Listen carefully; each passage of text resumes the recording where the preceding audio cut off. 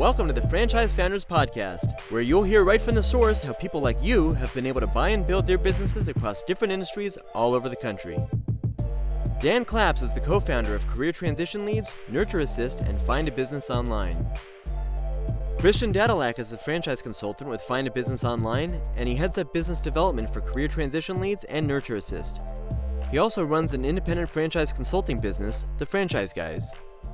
Together, they formed relationships with hundreds of successful business owners who are excited to share their stories with you.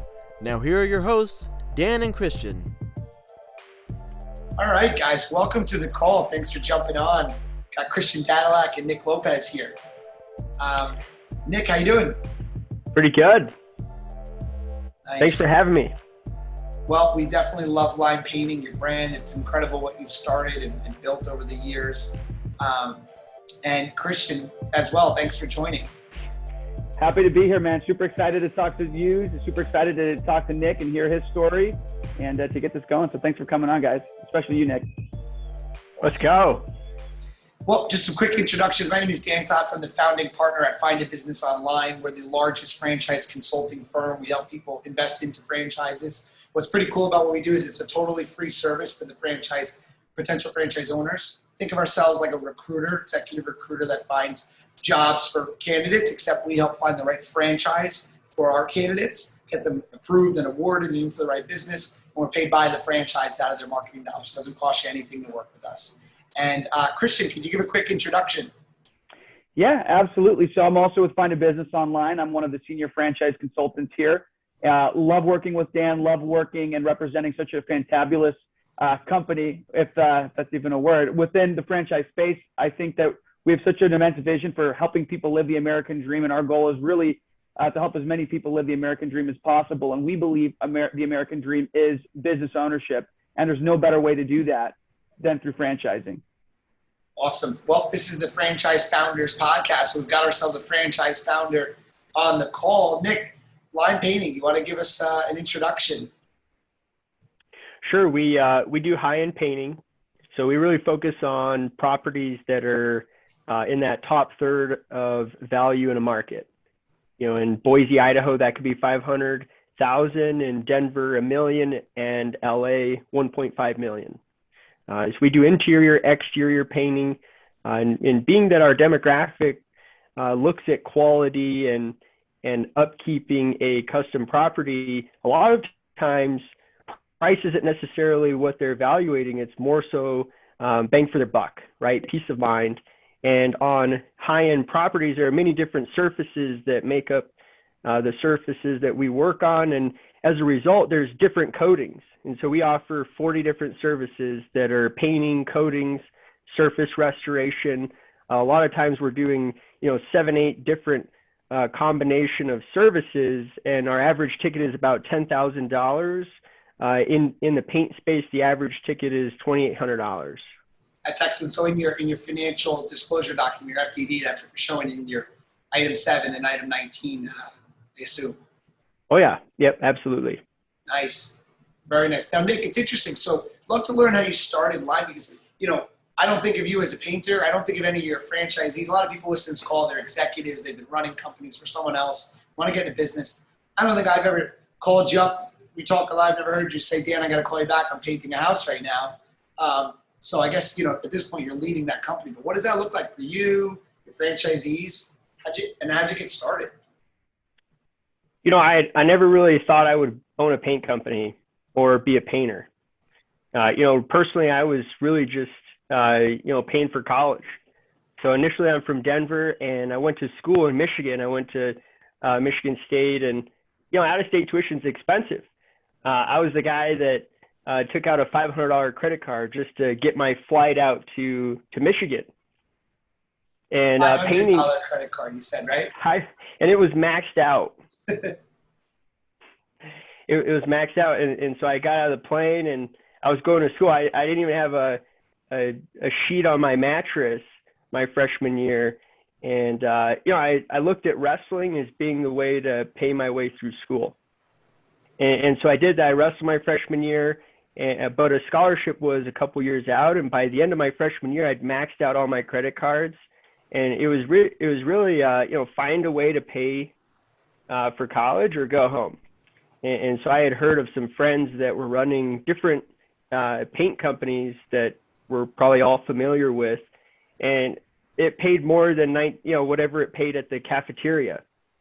So I started a company called Spartan College Painters, and I looked at big houses as paying big college bills. That was really the only intent I had in the direction I was going for paint, which types of homes I was going to paint. Little did I know I was stumbling on this high-end niche. So it's like 2008, 2009, middle of the Great Recession. It's in Michigan. If you recall, the economy was in pretty rough shape, but Michigan in particular, I was going through neighborhoods trying to find work, and there's foreclosure signs just everywhere. If I had a little bit more life experience, I would have probably talked myself out of moving forward. But circumstances really were forcing me to, day by day, keep press forward. But I kept hearing from clients, hey, thanks for showing up. Thanks for doing a good job. Thanks for answering your phone. And on the front end, they're saying, hey, are you going to run off with my deposit check? Or are you going to charge me more once you start the job? And, are you going to job hop? And what does job hop mean? And so eventually I'm sitting in my business class and I'm learning about competitive advantage. And that's when the light bulb starts going off that, wow, this baseline is pretty low. And, me just showing up, doing a good job, answering my phone, I'm really winning. Imagine if I invested, my education into a business model for this particular niche. What sort of value could there be for clients? And, they buy things, a high-end home, the high-end car. Our demographic is used to paying for quality and expecting that. But when they go to construction or contracting, it's hard to find, especially painting. And so that has, contributed to us being the first and only high-end paint company. I assume it's an awesome story, really incredible. Congratulations on your book. Now you just surpassed your 50th location, right? 50th territory. Yeah, just welcomed on one of our partners in Cincinnati, John Harris. Oh my gosh, he was an Apache helicopter pilot. Just an amazing guy. So excited to bring him on. But yeah, he's 49th and 50th locations. Yeah, that's fantastic. Yeah, just thinking about that. Last August we had about 12 months ago we had 7 locations. A year later, we just awarded our 50th location, and a lot of that last year, that growth was during COVID. What do you think was responsible for that growth? What do you think led to that growth from just a handful of units up until now you're crossing your 50, which is a huge landmark? What's responsible for that? Yeah,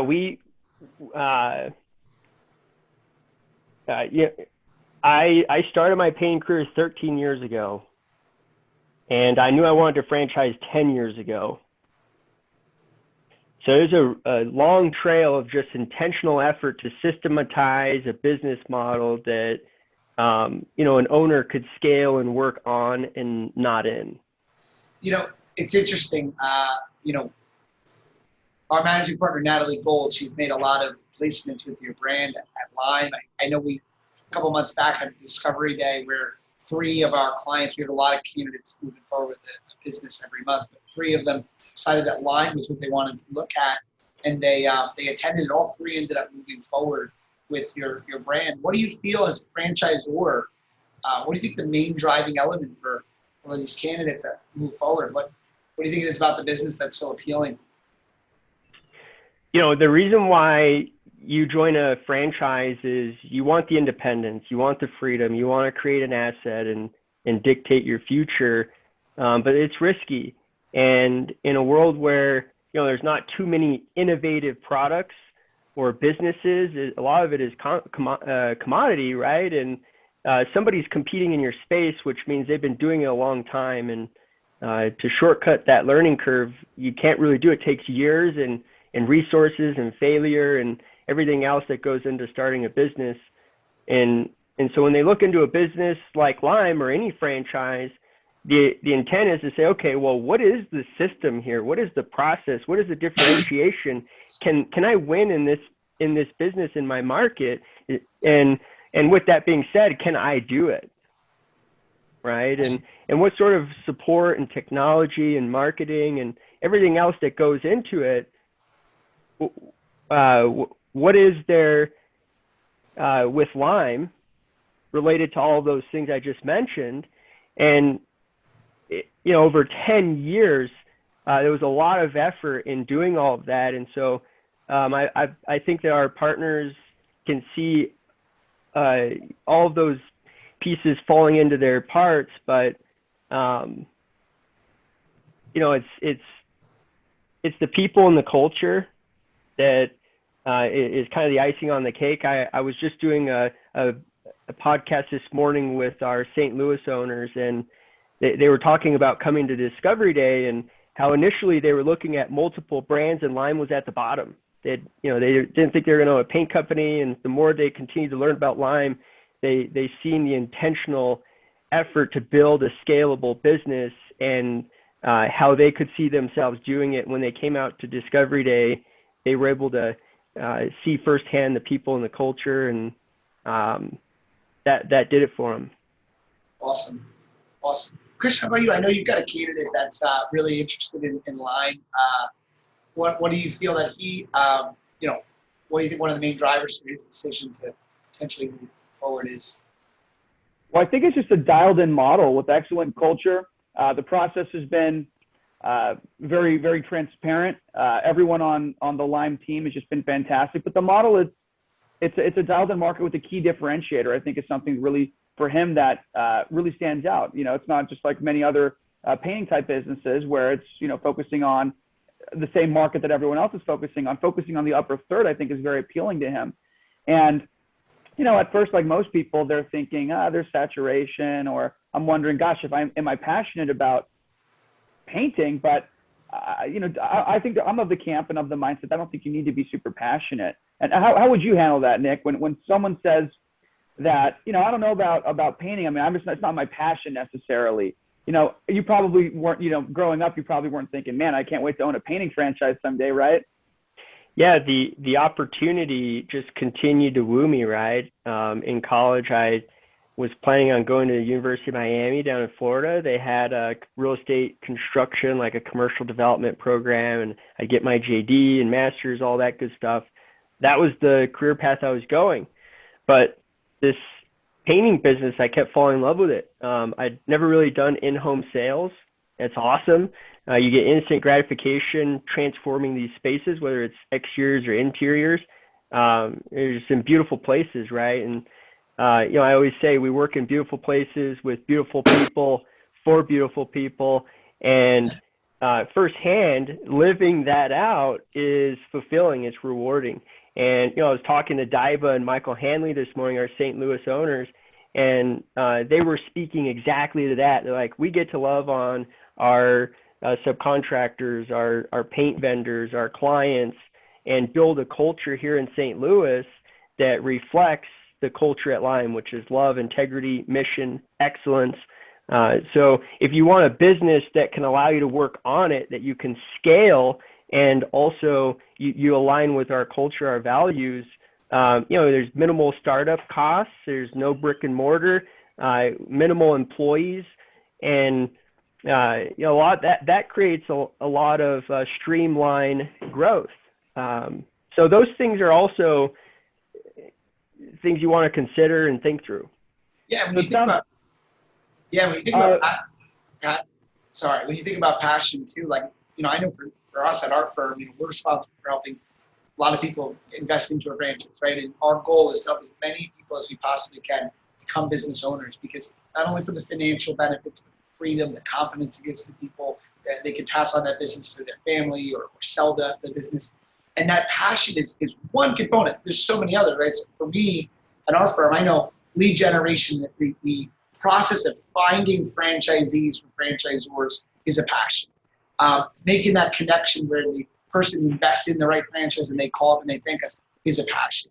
But there's so much more. Leading a team is a passion. Taking an employee that's 25 years old and watching them grow into a 32-year-old that's making more money than they thought they could make in our own corporate team. And I think for anyone listening to this podcast that's an executive, there's so many areas that you can be passionate about. It doesn't just mean you like to eat the burger or work out at the gym and then open that business. Find your passions of leadership or, financial gain that you can, donate to others too. There's so many places to find passion. And the truth is, as a CEO of the business, whether it's painting or another home services or fitness, you shouldn't be in the day-to-day anyway. You're not painting homes. You're running and leading a team. What does that look like for you, Nick? Like, what does leadership for you on a day-to-day basis look like? I'd say accountability. We talk about behavior so much at Lime, and if you're putting in the behavior, the outcome will follow, right? And that really simplifies what you need to focus on, which is the right behavior and maxing out your behavior, right? And we say if you do X and you do Y, you get Z, right? And then eventually you're trying to figure out what to do with all these Z's, and that's a good problem to have and a good position to be in. But for me, what I look at as leadership at Lime, it comes down to accountability. Holding your team accountable? Holding one another accountable. Clearly there's a standard, right? And, love, integrity, mission excellence means a lot of different things, but that excellence component, it's a high performance culture. And when we're recruiting and building our sales teams for different locations, if we talk about working on the business, not in it, the two important roles, really the only ones we have at Lime, are sales and then production.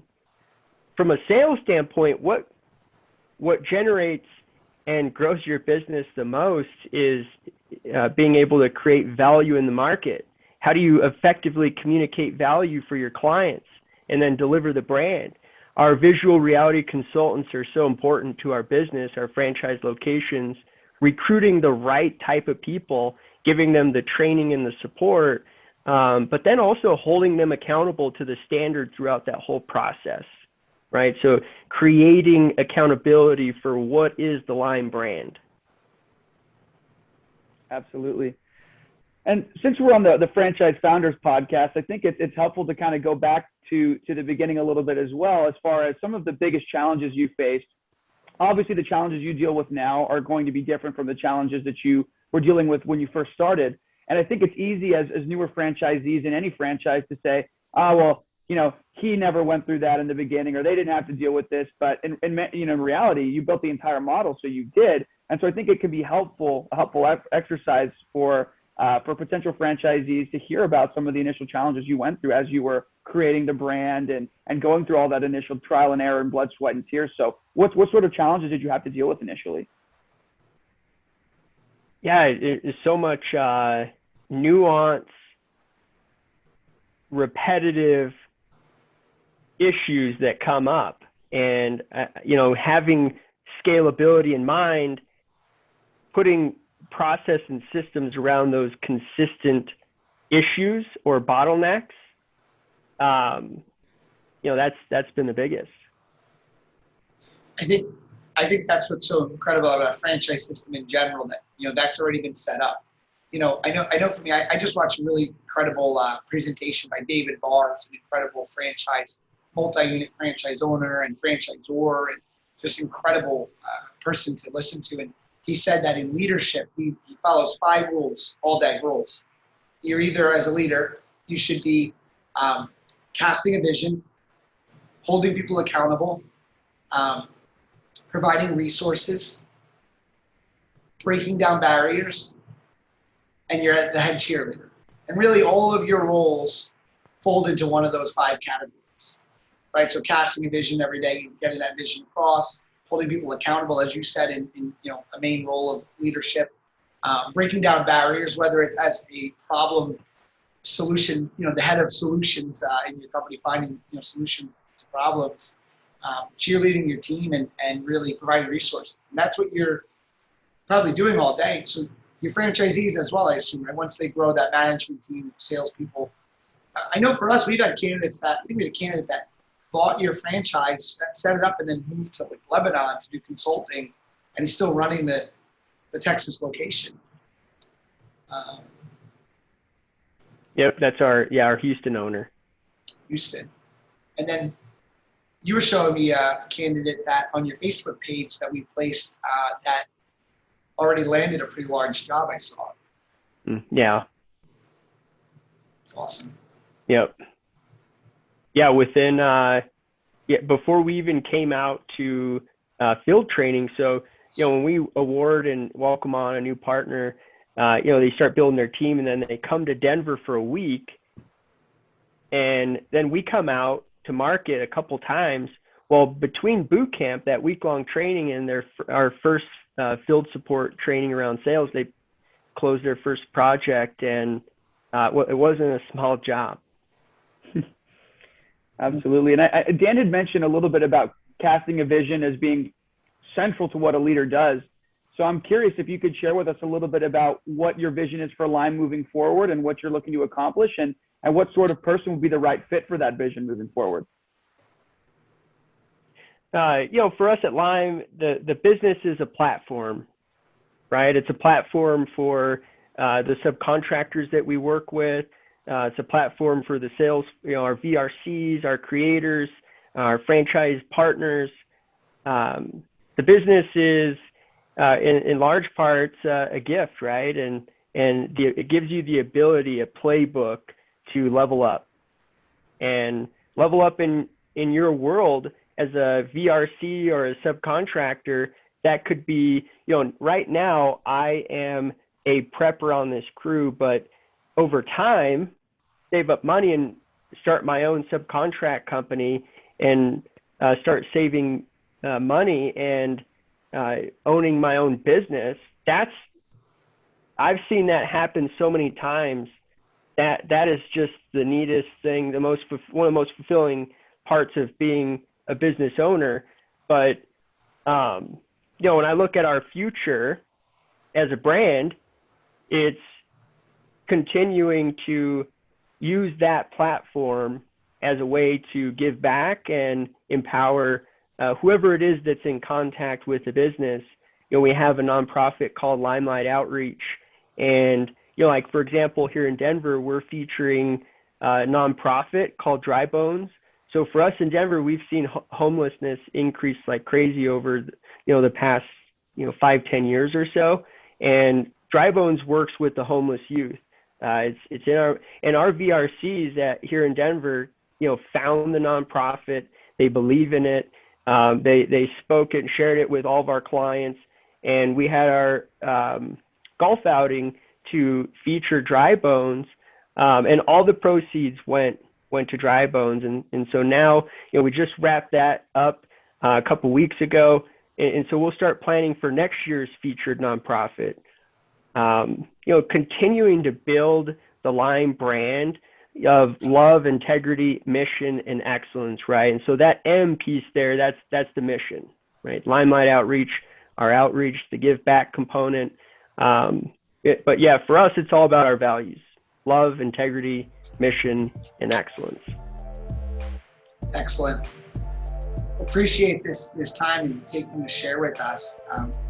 If you're one of our candidates working with our consulting firm and you want to, learn more about this business and others, obviously we encourage working with our team of consultants. We really know all things franchise. If you're a brand listening and you want to work with more franchisees, find more franchisees, we're happy to help you there. And if you're an aspiring business owner, you're thinking about franchising your business, let's talk anything related to the finding of franchisees and growing your business. We'd love to speak with you. Nick, thanks so much for the time. Thanks for having me on. Love it.